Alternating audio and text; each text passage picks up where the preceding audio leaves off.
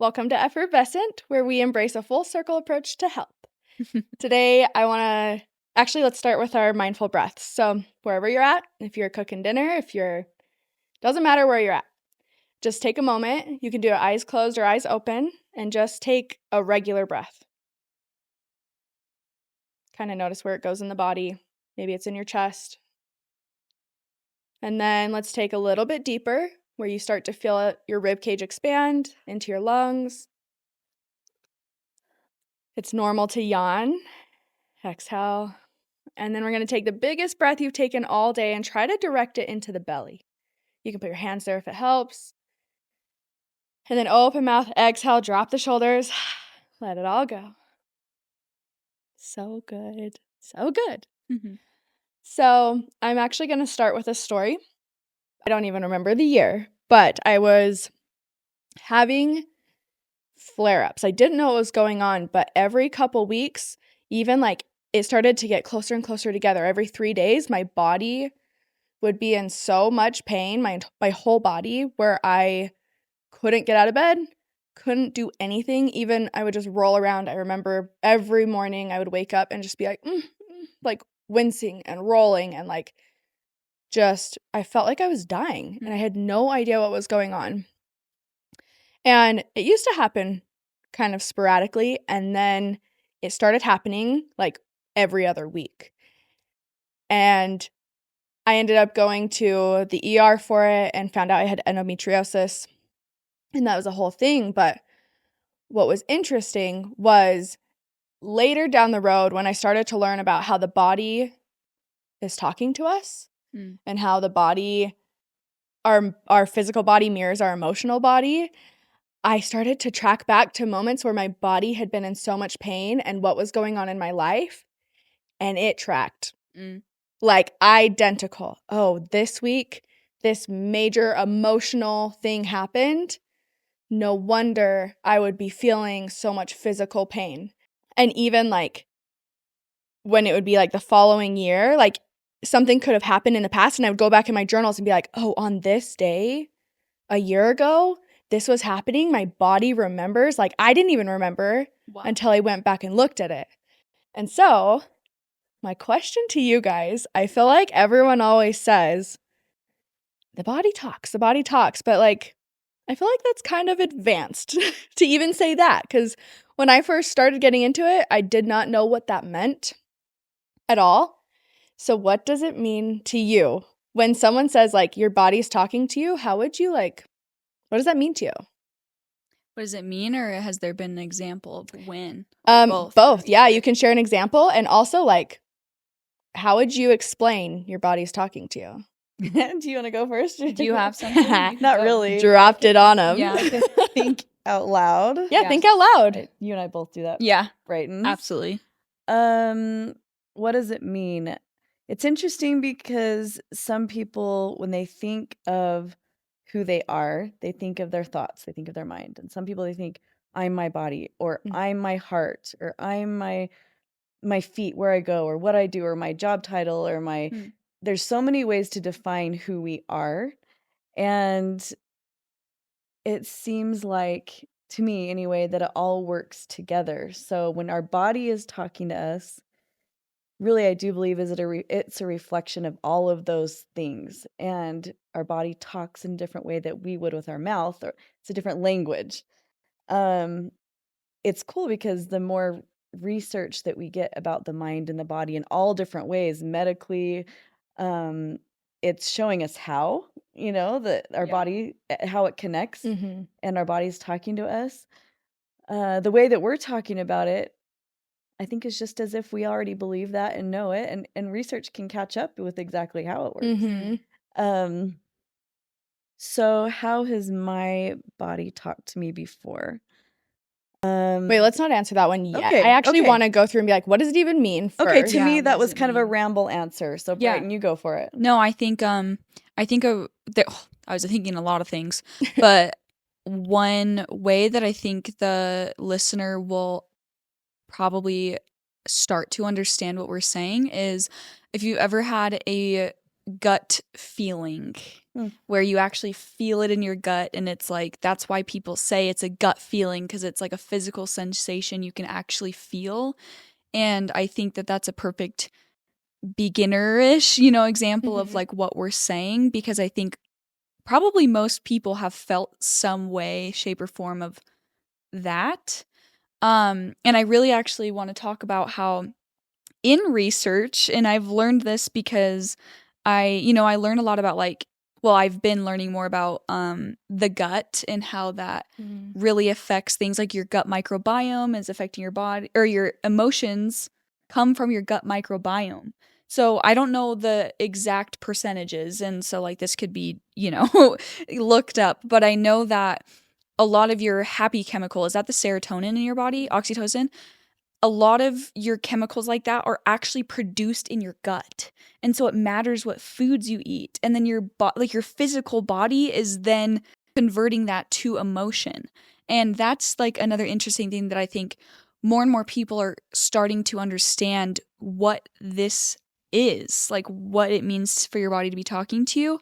But I think that, again, it's like catching up to kind of the Eastern way of doing things. Yeah. And people have known for thousands and thousands of years certain things, but that's at least my belief, is I love it. the catch up. I love it. I loved that I got to throw you guys in to like answer this question without any warning. I actually asked Cam too. And Cam, bless him, he's my husband. He has such a profound deep mind, but he also has such a simple mind where he like puts it so basic that I'm like, well, yeah, that is what I'm trying to say. And when I've said like, well, your body's talking to you, he's like, people don't understand that because people think that they are their body. Yeah. Yeah. And there's a difference between, and if you're listening, you might think you are your body. This is kind of more philosophical and kind of going a layer deeper into like spirituality, no matter what your beliefs are. But like, I like to put it in a metaphor of like, we are a little soul, spirit, energy, whatever. And this body that we're in is just our vehicle through this life. But like, when we're asleep, like our spirit's still going. And when we pass on, like I believe our spirit still exists. And that we're not our body. And so our body is actually the walkie-talkie of how our soul is communicating to us. Like it's poking us, being like, oh, something's up. I'm going to warn her. And how else would it warn us if not through the physical body? And not just warn, but be like, oh, go here. Yeah. Oh, try that. Oh, that person needs help. I'm going to like push you in your gut, Like how else would our spirit communicate to us if not through the body? I have a little thought. Yeah, go for it. It was some sort of book that I was reading forever ago. And this was also during the time that I was struggling a lot with anxiety. And it asked the simple question, who am I? And then I was like, oh, well, I'm Brighton and I look like this and I do these things. And then it was like, okay, without your interests, without the people you surround yourself with, without your body, without who am I? And then it like kept going where it was like, you have an inner knowing of who you are and it has nothing to do with your body. It's like such a like inner thing of like, I'm this being. If you keep asking yourself that question, it like keeps going. And that was the first time I realized like, oh, I really am not this physical body. Like, and that doesn't mean, you don't like take care of it and like whatever, interact with your body and connect with it. Cause that's what I think we all are teaching is the mind, body, soul connection. But yeah, that was actually one of the first times that I was like, oh. What book is it? I can't remember. Because I think I read the same one when I was young. Yeah, it was on know Mom's that? Audible. Yeah. So I don't know. I don't know. I think I threw it on and was like, it honestly, maybe it was The Untethered Soul or like It might be. It might be. Or one of his other books or something in that realm of teachings. But yeah. Which if you didn't already know, you can check the show notes and we have a book list that has all of our favorite books.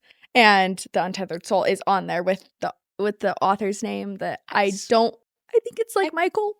Oh, Mike. Oh, I don't know. Yeah, check Yeah. the show notes. Yeah, We don't know. And sorry, whoever it is. Yeah. Yeah. Have you ever heard the analogy of like your body is the like car? I mean, I kind of just touched on it, but I heard this on Instagram a couple months ago and I thought it was so funny.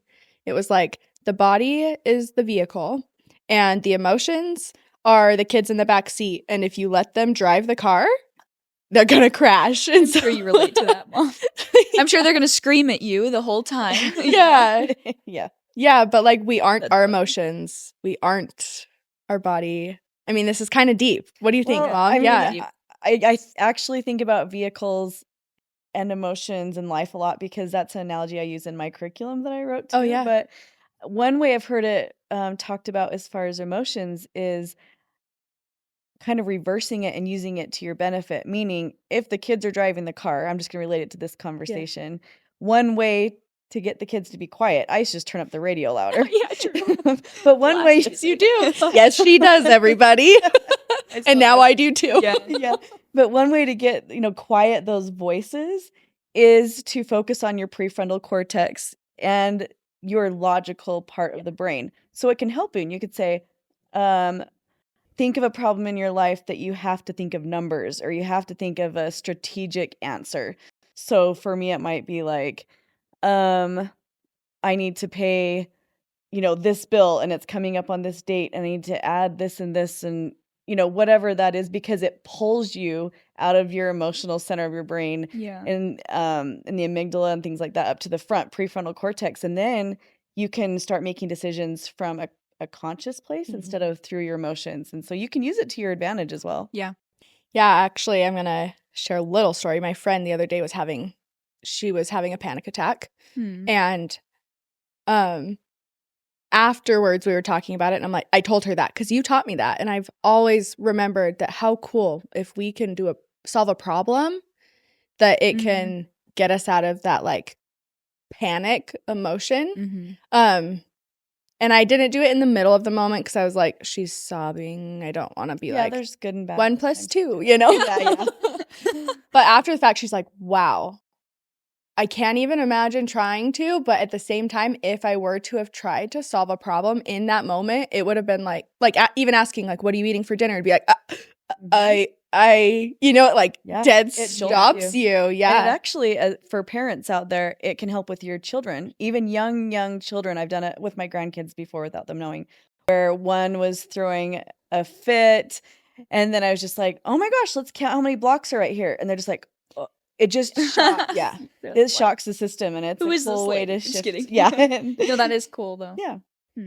Okay, I want to try something. You guys and the listener.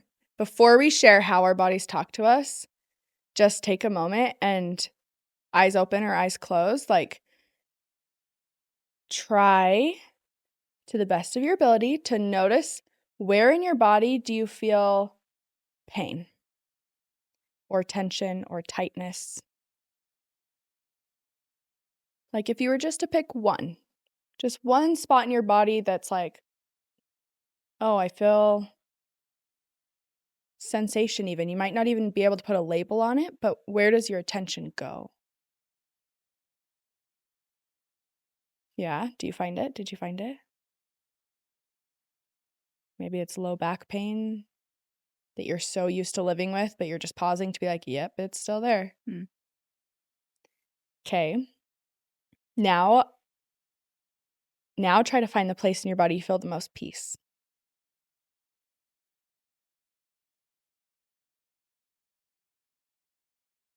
Where in your body feels soft or light or unbothered. And if this is your first time doing this, that's okay.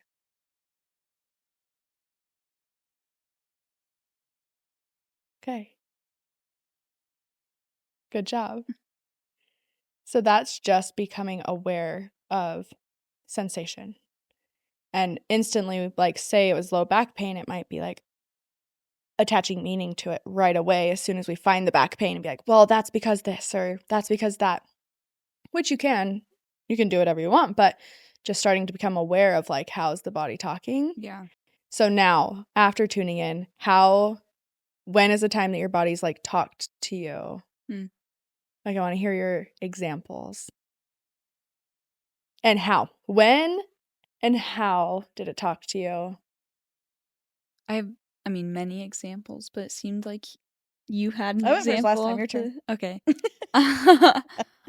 One that I'm currently working through actually, is, and it's like, I don't know why or how, or you know what I mean, but it's like I am noticing is I've never had acne before. I've actually always had like pretty dang good skin. And I have like acne, and it's like even when I looked it up, it was like, oh, that's gut acne. Like, oh, that's inflammation acne. That's not like you're not washing your face or not like doing, the regular skincare things. It's like, oh, that's coming from within.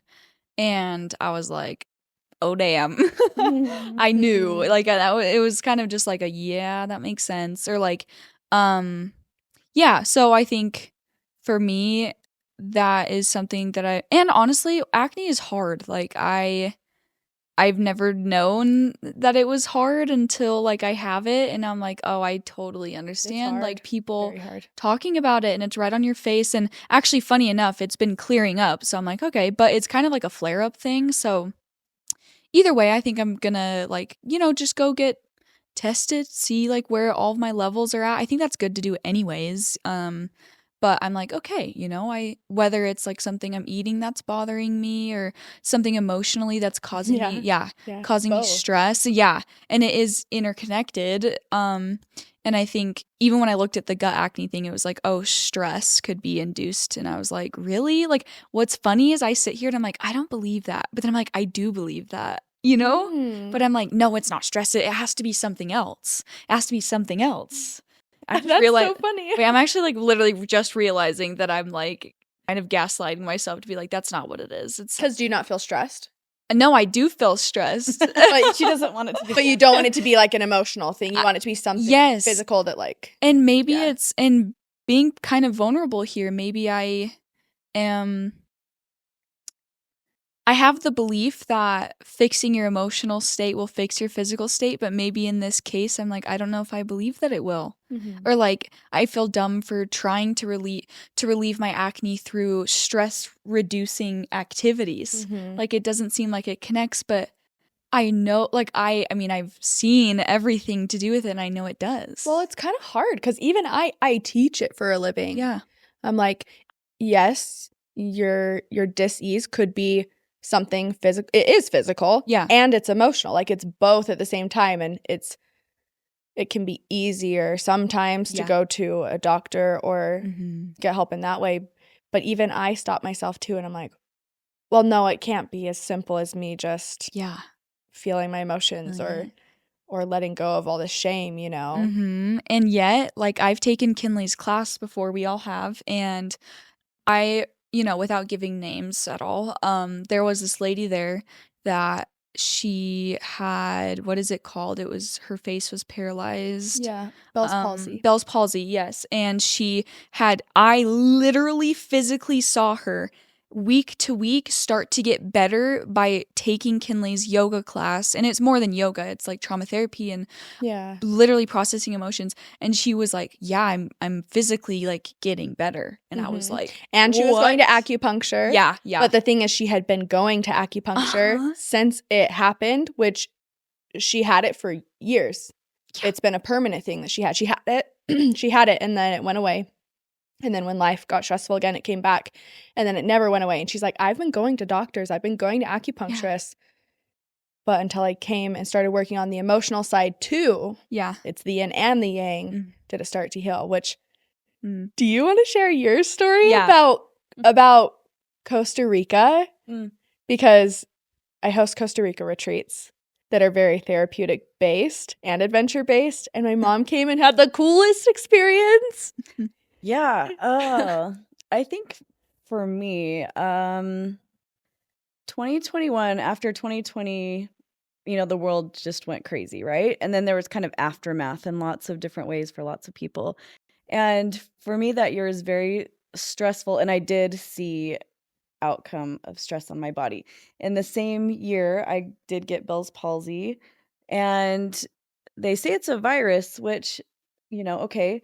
And I also was very stressed at the time, and they Yeah. say it can be triggered by stress. So, I mean, it makes sense. It was January 1st. I had all these great plans for, let's see, 2024, 2023. Now I'm like, what's the year? I'm coming up on 2 years in 2025. So it would have been 2023, January 1st, so a little bit after 2021. Mm. I literally was so excited for the new year. I had all my plans, and we had a party the night before with the grandkids and everything. And we were doing makeup, I remember, and my face felt like a little bit weird, but I don't know, I didn't really notice. And the next morning, I woke up in bed and I looked over at my husband, John, and I said, "Gosh, my face feels kind of weird." And I said, "What if I woke up with Bell's palsy on New Year's Day?" And he kind of looked up and he's like, "Yeah." And I said, "I don't think I'd leave the cabin. I think I would stay here for 6 months till it was gone." And he's like, "Okay." Like, what do you say to that? Yeah. And then we talked about like a million other things and didn't even think of it. It's like my body was telling me. And I started to go down the stairs to help the grandkids with breakfast. And I said, I need to go look in the mirror and show myself I don't have Bell's palsy. Because it was one of those random things. Like, why do I keep having this thought that I have Bell's palsy?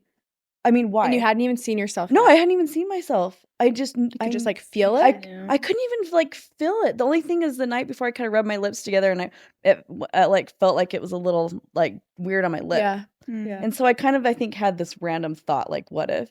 Looked in the mirror, one half my face completely gone, dead, Bell's palsy, out of nowhere. Mm. And I was so shocked. I yelled, I said, "John," and he's like, "What?" I said, "Just come here." And he looked at me, he came upstairs, and I just buried my head in his chest. And I just started to cry because it was like, to your face, it's all of a sudden like, oh my gosh, my face, half of it doesn't work. And that was my initial reaction. And from there, I learned to make it really fun and funny. And like, I just dealt with it, right? Because I didn't know what else to do. And when I'm in a situation that is so overwhelming, I have to resort to humor when I can because it helps me get through the pain or the hardship. It's a way that I've found to be resilient. But what Kinley is referring to, and I still, by the way, I still can feel when my left eye is not blinking as much as my right because I have some issues with my eyes, and I can tell when my face is not acting the same still, and it's been 2 years. So we're still working on it, and I have to consciously not be embarrassed in front of camera with video or pictures because I can clearly see it. Sometimes people are like, "No, I can't see." I'm like, "That's fine, I can see it." Which, like, you're amazing. Mhm. I'm just gonna pause and be like, listeners are watching. Yeah. More than just you, Brighton and I, and you are here showing up. Yeah. Good job. Thank Mom. you, because I Yeah. think, geez, I have a choice, and I am gonna look to the camera to say this. It's like Do it. I had a choice to stop and to say, "This is embarrassing. I've never had a problem with my face. I don't consider myself a supermodel or anything, but I've never had a disformity to my face that people see when they Mm. look at me, and I did, and I still do. It's not as severe as it was, and I could stop, but there's such fire in me to keep going to share what I'm learning." Mhm. Why? Because, gosh, we can live or we can die, and life is a gift, and I refuse to give up my gift. We're coming up on Christmas. I don't know when this will air, but it's like we think of gifts that we want to give people. And what is the most precious, beautiful gift we've been given from whatever we consider higher power, source, God, Heavenly Father, however people want to say it? Life is a gift, and I want to embrace that. I want to unwrap it every day and hold that dear. Mm. That's why. So I do it, and it's hard, but I do it and I Yeah. choose. But the other option is death, and whether Yeah. you die all of a sudden and there's tragic, death that happens, like my good friend that passed away about a month ago out of the blue, or we can slowly die, because Yeah. we're choosing things where we're slowly dying. Yeah. We're choosing to live or die every day. Yeah. So I had a choice. I make a choice to keep living. What Kinley's referring to with your yoga retreat, Mhm. what month was that we went? So that was that my first one I did? Yeah. Then it was in May. Okay, so January 1st, January, February, March, April, May. So I got to a point in my healing with my face that I felt like it had kind of come to a standstill, and there were parts that were not moving, and I felt frustrated, and I went on the retreat and we worked on all of these things to ground and to feel our emotion and to work through the chakras and our energy in different areas of our body. And I did the work, and I tried to really drop in and focus on what I needed in that experience. And when I came home, I remember I was getting ready in my closet, and it was literally just a day after. And all of a sudden, out of nowhere, I felt all this tingling up the center side of my face. And I was like, this is either good or it's bad. I was like, I just didn't know what it was. Yeah. And it was like tingle, tingle, tingle, tingle. And it was so extreme. And I went and looked it up on Google. What happens after Bell's palsy and you feel tingling at the midline at the face? And it said that's when you're having reconnection happen with the gosh. nerves in the face. And I completely attribute it to the work that happened in Costa Rica. Yeah. Absolutely. Because there's no other reason that after 5 months, all of a sudden there'd be such an extreme transition. And so I try to remember that lesson, because my body's talking to me all the time. This isn't the only time I've had my body shout and scream at me, but it works. Yeah. Yeah. Thanks for Jeez, asking. that's crazy. Isn't that wild? Yeah. You actually texted us in the airport. Yeah, see, I don't remember. Like, because you came home a little after me. Yeah. Okay. Yeah.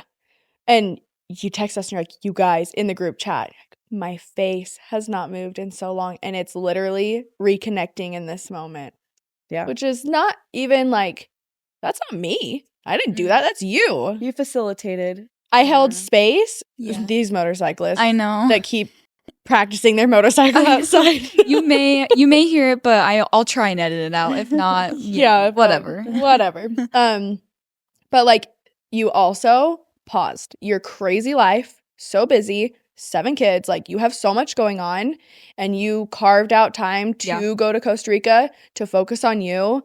And it was a hard time to leave, and you still chose to do it. And I really believe that because you paused, you were able to start to heal in that way. So cool. Can I just say, I think that's like, well, all in our own ways, but like stories like that and resilience in terms of health and life, that's like my why, like I think that's one of our whys in starting like a show like this, podcast, an experience like this is just like, it's crazy to be able to teach people and then see that if they input it and it is their choice, like they're, I just believe in the change and your work and all of the work. So it's just exciting, I think.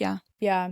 Thanks, Mom, for sharing that. Yeah. Thank you. I actually, as you're talking, I'm like, can we talk about the shame that comes up with our body talking? Because like, I know for all of us, I'm assuming, but like even for me, like I teach this day in and day out, but that doesn't mean that I don't have health struggles.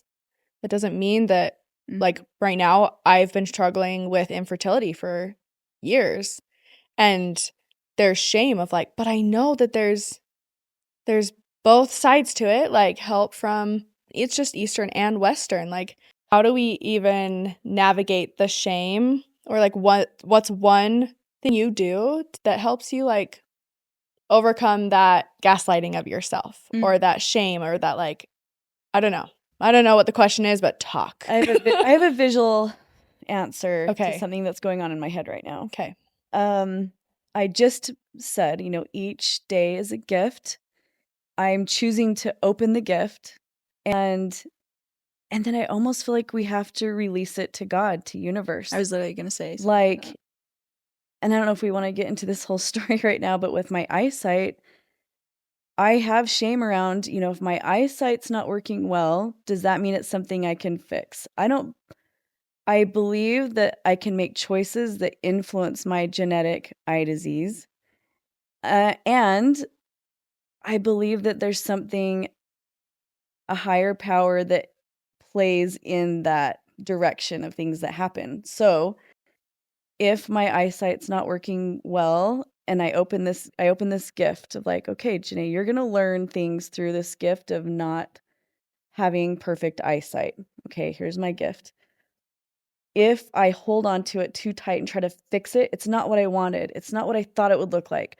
What I feel like I should be able to fix this by healing my emotions, and it's not happening. I feel like I can do everything that I can to influence what's Mhm. happening, and then I feel like I have to release it to God and say, and for some reason, if it does or does not happen, I can't hold the shame in that. Yeah. Otherwise, I don't even want to try. Mhm. That's me anyway. I Mhm. have to release, or I feel the shame of like, oh, I should be able to fix this. I should be able Yeah. to do all these things to fix the problem. Mhm. And I can't live there. So I guess receive it, do what I can about it, and release it. Yeah. Yeah. Was that your answer too? That was like literally almost verbatim what I was going to say. I thought about this quote that was, and this is more in terms of, what I've been learning when I found this quote, why I thought it was cool, but it says, genetics deals the hand, environments plays the cards. Yeah. Oh, I love that. Isn't That's that great. so? It's like, there are things genetically you're just either blessed with or not. And I think even with like my skin or like anything, if I know that I'm doing the things that I should be trying to do, and whether it's going to the doctor or stress relief or both, and I know that like I'm not making it worse, because sometimes people kind of lay down and die and they're like, well, if it's not working, then whatever, and like make it worse. So it's like, yeah, it's totally that. It's like, my skincare I think is good, and like I'm going to the doctor and I'm researching about it and I'm doing the things, and if it's still not working in this moment, okay. Like okay, that's fine. Yeah. And I whatever. So, yeah. Yeah. I also like it's okay to ask for help.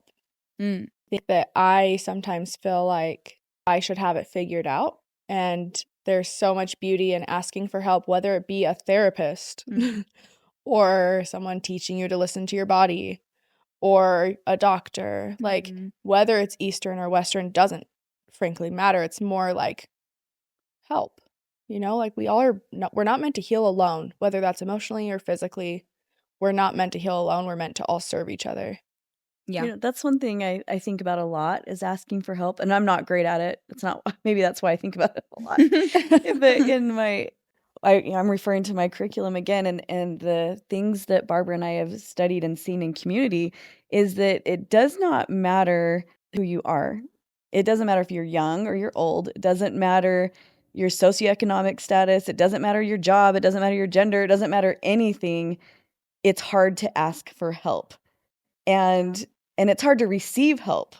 And that's something that I know Dad and I have been working on the past few years is receiving help too, because we've gotten comfortable with trying to help others, whether it's business or community. But gosh, it's hard to ask and it's hard to receive it, even when people give it. Yeah. Have you, and I don't have that quote, maybe Brighton, if you have your phone, Yeah. that quote, and I'll hack it up. But But yeah, Brighton, say it. Wait, is it the same quote? it might take a minute to find it, and you can look at it while I'm going to say it. But it's a quote by Brene Brown I love that says, "If you are having a hard time receiving help, in some way you're judging when you help." Yes, I love that quote. And whoa, Oh. the first time I heard that, it smacked me across the head like with a 2x4. Like, oh my gosh, I am actually attributing like I'm stronger and I'm giving to the weaker person. Mm-hmm. If I can't receive it in the same way, I don't want to be the weak one, so I can't receive the help. Mm-hmm. And it's such a powerful message, I think, to keep in mind. Yes, I remember hearing that quote. I remember exactly where I was on a plane, and I was like, "Oh my gosh!" I'm trying to find Did you find it? I'm trying to. Maybe we could put it in show notes below later, but it's really awesome. Well, this is kind of the idea. I don't know if this is the exact one you're saying, but it says, until we can receive with an open heart, we are never really giving with an open heart. When we attach judgment to receiving help, we knowingly or unknowingly attach judgment to giving help. Yep, that's the second part. Good. Gosh, yeah. She's awesome, Yeah. by the way. She's, Oh. yeah. Her book is, Yeah. I should have put that in the book list. We ran Daring out of- Greatly. Yeah, we ran out of room on the page. Well, maybe that'll be a second edition book list. Daring Greatly by Brene Brown. Or is anything. amazing. Yeah. Anything Brene Brown, Gifts of Imperfection. I haven't too. read that. I've only That's her read that first one. one. Okay. Yeah. So good. Ooh, what was I going to say?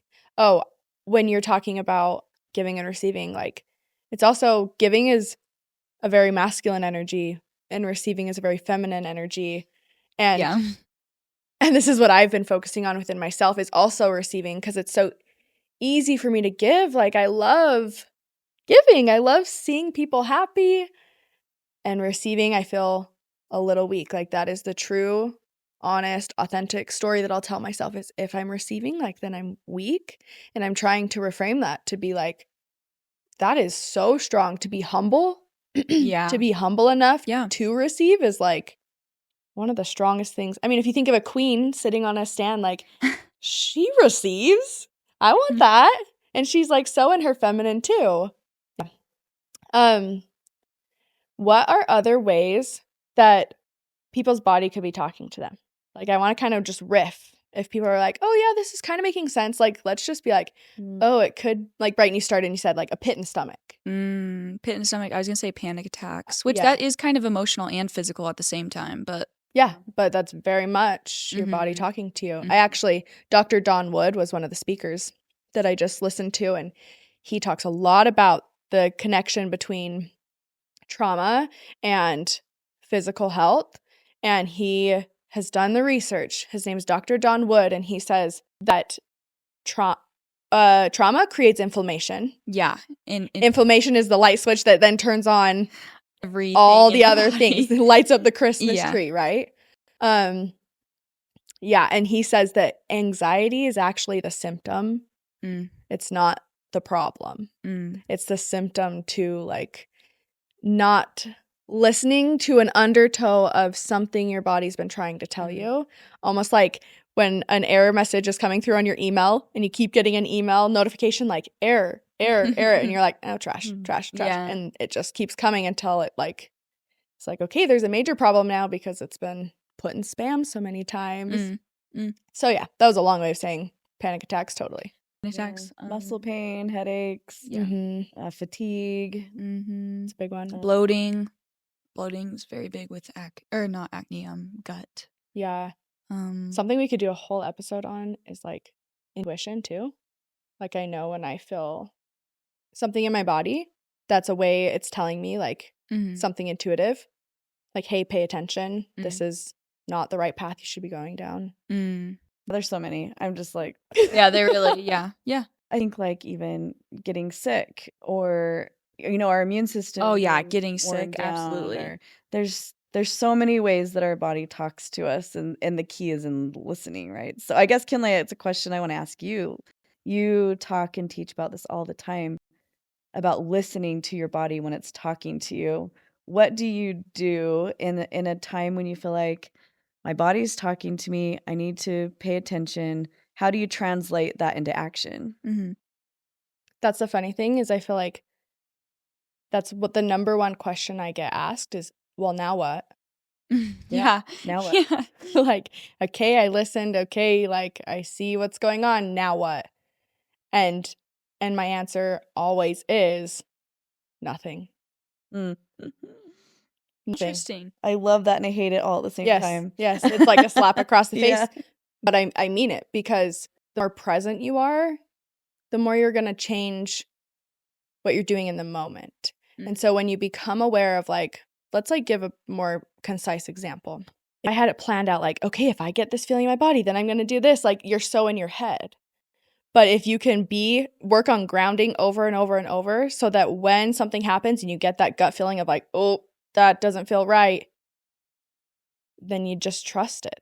Because if you're listening to your body and you're grounded, then you're going to take the next best step to take care of yourself. There's not like an exact answer other than just be present with yourself, because you will walk towards the thing that's going to take care of you the most, whether that's booking an appointment with a doctor or going and taking a bath to cry. Like, there's no answer to what to do once you listen other than be with yourself and do the next best thing. And I think in all of the 12-step program, like, literally no matter what one you do, isn't the first step is accepting that you Well, it's accepting you have like a problem or like something's happening, because even just in that moment, like now you're just aware that that's happening. Mhm. Like you're not in denial anymore, and that creates change. So And yeah, that's where it happens. and that's where it happens. Not in the head when you're like, well, in the past I could have. Yeah. Or in the future I will. I need to will myself Yeah. out of yeah. It's like, no, I'm right here. Okay. It takes accountability too. Mhm. Like awareness and accountability of Yeah. I care enough about myself to do the next best step. So how do we relate that then to caring for our bodies and wellness, body, mind, spirit? I have an answer right off the bat. Yeah. Trying not to numb. Oh yeah. Because I feel like when I'm numbing on my phone, scrolling, or I'm like, I just want to eat more food. Mhm. I'm ignoring my body saying, hey, I need to move. Hey, my low back is starting to hurt because I've been sitting all day, Mhm. So that would be my one step would be trying to numb less and listen more. I have a really random thought with that, and I have a feeling to just share it, so I'm going to.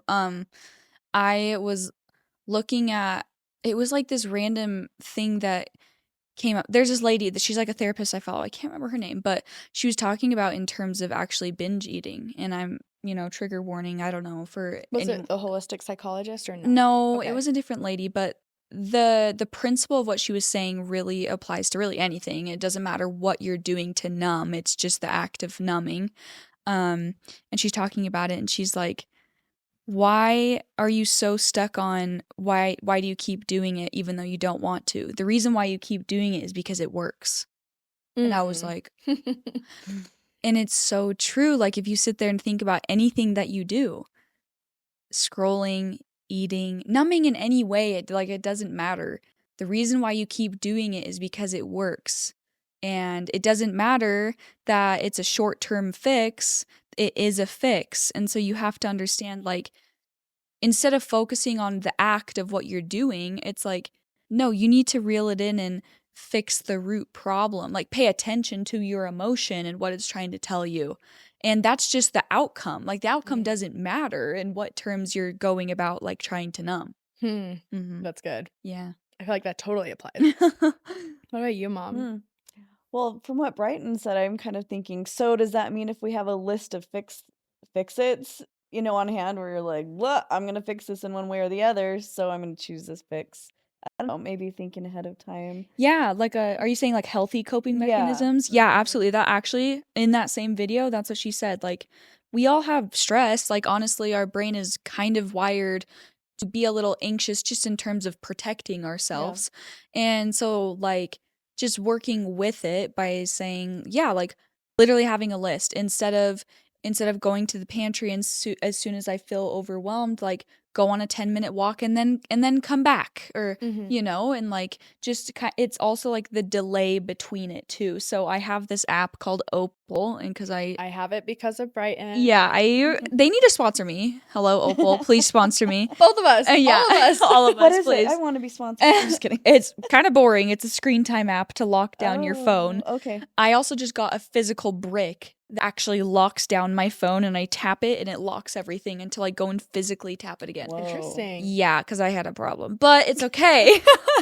and But how cool that you're like, okay, I'm aware that I have this numbing coping mechanism, and I'm purchasing this block to help to get it, and I love it, and it sucks at the same time. Yeah. But anyways, I don't even know what I was saying with it. Just it's creating the space.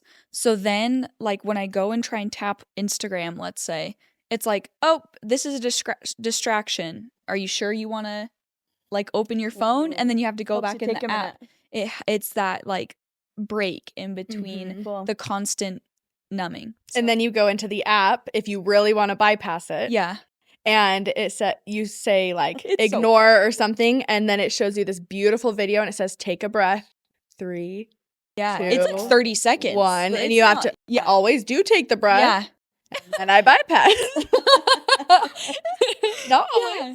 But it's true. It's so I very much recommend that and all of the things I've said. Yeah. I feel like love. That's cool. I know you asked me a question. I forgot what it was. I don't know. I did too. I was hoping you remembered. That's fine. Well, you asked me a question of my bad. I think you asked the question of what's one tool And Yeah, then you what's the referred it topic? back What are we talking to about? Listening to your body, but I actually have another. Oh, you said, what do you do when, like, now that you've listened, now what? Like, what do Yeah. you do? And then you And I'm had like, said- everyone asks Oh, that. relating it to health. Oh, yeah, Yeah, yeah. relating it to health, and that was mine. That was my tools. Was like bypassing it basically, or not bypassing it. Geez, like creating the space in between the things. And then you were talking about healthy coping mechanisms, like making a list of things that you can do instead of that one thing. Okay, so maybe Yeah. Yeah. Okay, so you answered it. Yeah, Okay, and then good. I took that and then ran with it with Perfect, all the because other Here's your things. Spark Right Notes now. version of the whole conversation we just had, play by play. 3 blondes sitting on a couch. I dyed my hair not blonde anymore. I actually had a second thought though to like another idea. When you do notice your body's talking, like what do you do? I think it's so important to thank it. And just saying like, thank you, body. Thank you for telling me. And sometimes it can be frustrating when like it's a flare up, for example, like I thought I was past this and you know all those thoughts, but there's so much power in, if you listen to our last episode about like victim mindset versus growth mindset, it was so good, of being like, okay, am I going to be mad at my body? Yeah. Or am I going to be grateful that my body's talking to me? And that is more of a forward momentum of like, okay, now what do I do about it? I'm going to get a heating pad, you know? So yeah, that's it. The power of listening to your body and the tie between our emotions are showing up physically in the body too.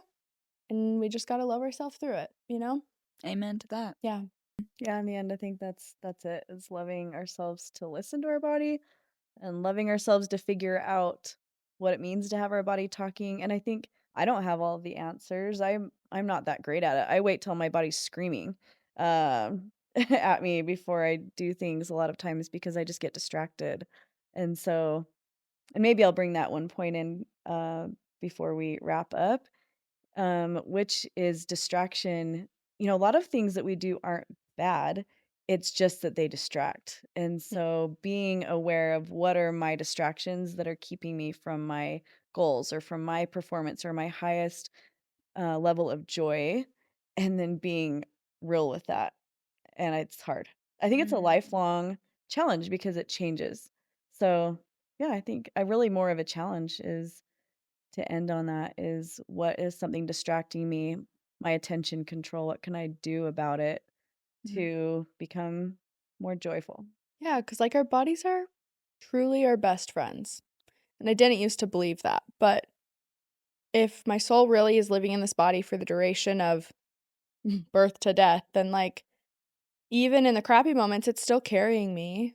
So I might as well stop beating it up. It might be controversial, but I don't like when people say like your body's attacking itself, or it just alludes to the fact that your body's the enemy when in reality, your body's been trying to help you the whole time. And that's why it's fighting off what it's fighting off. Like it really is our best friend if we choose to frame it like that. Yeah. And going back to how we started in the beginning, like you're actually not your body. You're a soul inside the body, and your soul is communicating to you through the body. So we got to listen. I love it. Thanks, I love Kinley. Yeah. So until next time, see you then. Bye. Perfect.